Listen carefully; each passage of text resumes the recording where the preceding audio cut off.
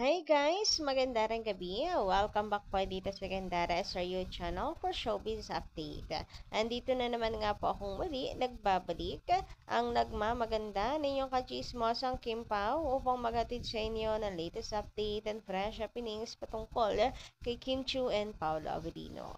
And para nga sa gabing ito, ang tatalakayin natin pag-uusapan syempre yung mga papuri kay Kim Chiu, sa Kim Pao, kay Paolo Avellino na isang director plus of course ito pong couple pink ito pong pagpipink ng Kim Pao. Ayan, twinning is winning as always and may meaning yung ano nila na yan na pag color code na yan guys. Kaya wala nang maaari pong bumuntot kay Kim Chiu dahil taken na yan. Hoy, grabehan yun. Sino ba namang hindi po mapapaisip? Abay sila rin naman po ang salarin kung bakit.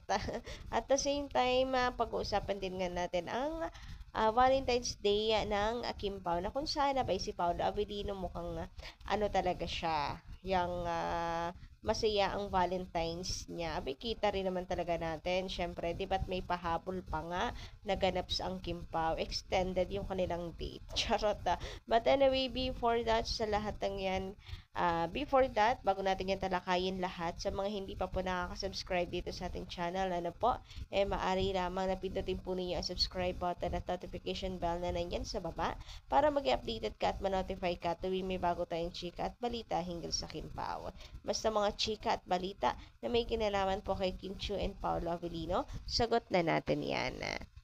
So, simulan nga natin ang ating update dito sa ano na yan, pagpipink ng Kim Pao. Syempre, alam natin ang meaning niya na dahil nga sa pa-dress code na pag naka-pink ay taken na. Ikaw, kayo daw, charot lang. So, dito, imagine, Paolo nagsuot ng ganitong damit. Iba ang nagagawa ng love. Twinning is winning. Oo nga, biruin nyo, isang Paolo Avellino, mapapasuot mo ng ganyan. Pero in fairness, bagay. And guys, kung hindi ako nagkakamali ha, hindi ako nagkakamali kasi nanonood ako dati na kay Kuya Kim before. Parang ang trivia niya sa color pink, originally, lalaki daw talaga nagsusuot. Pink. Pero awan ko, ay nalimutan ko na yung explanation. Bakit kalauna na abay pink is naging pang babae. Wala lang, trivia lang. Kasi parang girly-girly nga naman kapag pink. Pero originally, lalaki daw talaga. Pang lalaki daw talaga yung color pink. But anyway, ayun nga. Na-trivia lang natin kasi naka-color pink si Paolo and mukhang hindi naman na si Paolo yung tipong magsusuot ng mga ganyan. And may pa-flower pang pink ganyan sa kanyang kasuotan. And for sure, hindi makakaligtas si Paula Avellino sa pang-aalas ka ni Kimi. Kasi may pagkalukart din yan si Kimi. So, alam ko talagang mababatiin niyan yung suot-suot ni Paolo. Hindi maaring hindi papansinin ni Kimi. Ika naman ni Kimi dahil hawang-hawa na siya sa mga co-host niya. Abay, may kumot si Paula Avellinong suot. Charot lang. Pero bagay kay Paula Avellino, ang cute-cute. Pero totoo, ang isang Paolo Avellino, because of love, aba na may napasuot yan yung mga sign na talaga namang in love si Paolo Avellino, guys. Hindi makakatanggi ang Paolo Avellino na siya'y in love dahil nga sa mga ganyang bagay. Yan yung mga unusual things na nagagawa niya because of love. Hoy, talaga naman dineklara na. Iba talaga ang tama ng isang Paolo Avellino. Pakikanta nga Paolo ng lakas tama. Ako'y nagwawala. Nagwawala ang puso ko tuwing nakikita ka sinta. Parang bagay yan sa'yo. Charot lang. So, ayan. Nako, delikado ka, Paolo. Mukhang nalulunod ka na sa love. Charot lang. Anyway, sabi naman dito, he has so much respect for Kim. If he just wanted hype or promo, he could easily play it up. But he chooses not to. Instead, she prioritized her happiness without putting their relationship in the spotlight. Yes, guys, hinahayaan lang niya si Kimi. And totoo yan, kung talaga naman pong gusto lang ni Paolo Avellino for the promo, ganyan, abay, kayang-kaya niya makipaglaro sa mga ano, pero hindi. Kita nyo naman, Basta guys, sa galawan ni Paolo Avellino, totoo yan kay Kim Chu. And hindi rin kasi mahilig makipaglaro si Paolo Avellino ng for the hype. Hindi. Kahit pa may chemistry siya nakikita sa partner niya, tapos na siya doon. Kaya hindi siya natatali po sa love team talaga. Kasi ayaw niya makipaglaro sa mga love team na ganyan. Kasi it's so fake. Hindi niya maatim. Hindi niya kaya yung ganyang cycle ng showbiz. Kahit noon, sabi niya, may chemistry na siyang nararamdaman na napapansin na may chemistry, benta raw sa mga tao. Pero wala. Pinipili pa rin niya na wag. Kasi, ayaw ko. Bakit kailangan ko makipag plastikan? Hindi siya ganon. So, alam natin, guys, pagdating kay Kim Chiu, totoo lahat. But kay, di ba, sa lahat po naka-love team ni Paolo, kay Kim lang naman niya nasabi na hindi siya mapapagod na makatrabaho si Kim Chiu. At the same time, basta guys, napakatotoo at laki ng respeto niya pagdating kay Kimi. Nahayaan niya lang si Kim, even though dalawa sila, di ba? Nagbubuhatan, pero hindi. Hinahayaan niya mag-shine si Kim Chiu mag-isa. Kaya, sa love team nilang dalawa, hindi mo masasabi at hindi mo pupurihin Kim Pao lang eh. Alam mo yung pag-arte nilang dalawa, nagsashine sila parehas.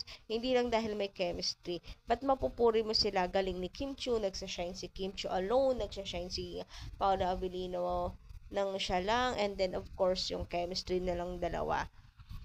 Anyway, sabi naman dito ni Madam Elizabeth Collins, ayan, magandang gabi. Salamat Derek at mismong sa tulad mong eksperto nang galing ang komento. Ilang ulit ko ring pinilit ituloy panoorin ang movie ni Che.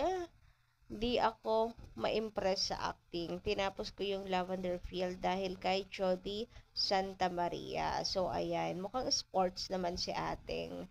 Ayan. Walang pakialam kung galit.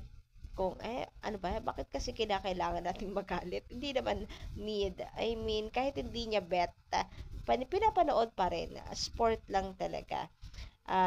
Meron kasing iba na masyadong allergy talaga, hindi talaga nanonood. Pero sport itong si ating Elizabeth. Pero yun nga, napaka-honest din naman o kanyang napaka-honest din naman o kanyang tawag dito, review ba yan?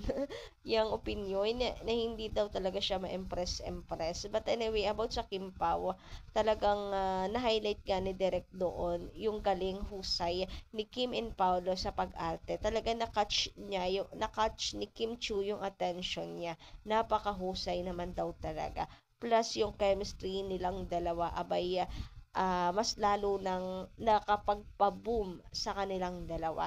Ang husay ni Paolo, ang husay niya sa kanyang karakter, si Kimi din nabibigyan niya ng hustisya. Yun nga yung sinasabi ko sa inyo, hindi lang because of love team kaya sila pinupuri. Individual acting skills ba, abay, nag-shine. So, kumbaga, boom talaga eh. Nilahat na eh. I mean, ano talaga yung ang husay na ni Kim, ang husay pa ni Paolo, pinagsama pa silang dalawa, yung chemistry pa nila ay talaga naman pong boom. Boom na boom ang Kim Pao. Ayan, nabubulol na pati ako. Samantala, sabi naman dito ni Madam Veng, sorry guys, binabakura na, so bawal nang lumagpas sa property ng iba. Taken na. Grabe nga naman yung pa-caps lock, Madam Veng. Abay talaga namang diin na diin. Sorry guys, binakura na. So, bawal ang lumagpas sa property ng iba. Taken na. Period. So, totoo. Mukhang wala na pong karapatan ng iba na bumuntot-buntot kay Paolo and Kim, pareha sila dahil pagmamayari na nila yung isa't isa. Pagmamayari talaga. Parang ang naman nung term na pagmamayari. Pero ayun, mukhang taken na talaga sila. I think ito yung sabi ko sa inyo kagabi pa, parang hindi verbally yung announcement, basta bala na daw tayo dun. Grabihan yun. Tayo na daw bala dun. Kung hindi nyo mag-gets, bala kayo. Maiwan kayo sa pansitan. Matulog kayo dyan sa pansitan. Basta yun na yun. Basta yun na yung pag-amin ng Kim Pao. Period. Charot lang. Pero ayun, sorry na lang. Wala na pong pwedeng bubuntot at manligaw pa kay Kim. Ayan. At may nakamay na mine na ni Paolo Avellino ang puso niya. Charot. Anyway, dito naman tayo sa event ni Paolo Avellino nung nakaraan. So, nung nakaraan pa to, nung February 14, araw ng mga puso. And grabe nga dito, abay, napa-joke lang si Paolo Avellino kasi hindi naman na talaga siya sawi. Hindi siya sawi, kaya sorry. Hindi siya kabilang doon. Wow, ang ganda naman. May prinsesa pala dito. Oh, di ba? Sige, puro haraan na muna tayong kanta. Mamaya may mga kanta ako para sa mga single. At sa mga tulad naming lalaking sawi. Hindi, joke lang. So, ayun nga, joke lang kasi hindi siya sawi. Meron na siyang prinsesa. Na yung nakalagay dito yung caption sa taas. And dahil hindi sawi, anong ibig sabihin? Taken, ibig sabihin, masaya yung kanyang Valentine's Day. Hindi siya kasama sa mga team sawi. Masaya kasi ang Valentine's Day niya. Ayun nga, at may may pa-extend ng celebration. Abay, nag-date.